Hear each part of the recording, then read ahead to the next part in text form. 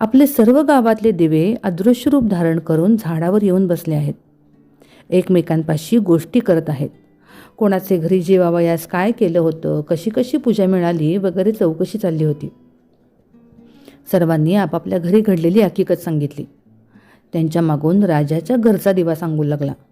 बाबांनो, काय सांगू, यंदा माझ्यासारखा हतभागी कोणी नाही.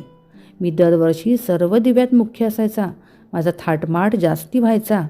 त्याला यंदा अशा विपत्तीत दिवस काढावे लागले आहेत. इतकं म्हटल्यावर त्याला सर्व दीपकांनी विचारलं, असं होण्याचं कारण काय? मग तो सांगू लागला, बाबांनो, काय सांगू, मी ह्या गावच्या राजाच्या घरचा दिवा. त्याची एक सून होती.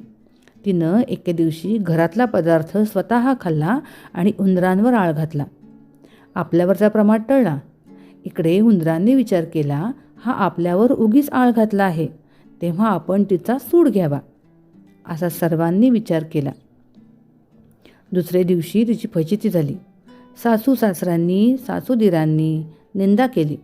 घरातून तिला घालवून दिली. म्हणून मला हे दिवस आले. ते दरवर्षी माझी मनोभावे पूजा करत असे. जिथं असेल तिथं खुशाल असो, असं म्हणून तिला आशीर्वाद दिला. घडलेला प्रकार राजाने श्रवण केला.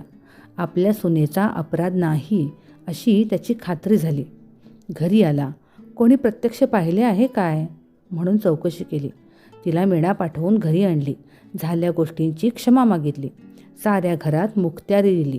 ती सुखानं रामराज्य करू लागली. तर जसा तिला दीपक पावला आणि तिच्यावरचा प्रमाद टळला, तसा तुमचा आमचा टळो ही 60 उत्तराची कहाणी 5 उत्तरी सुफळ संपूर्ण.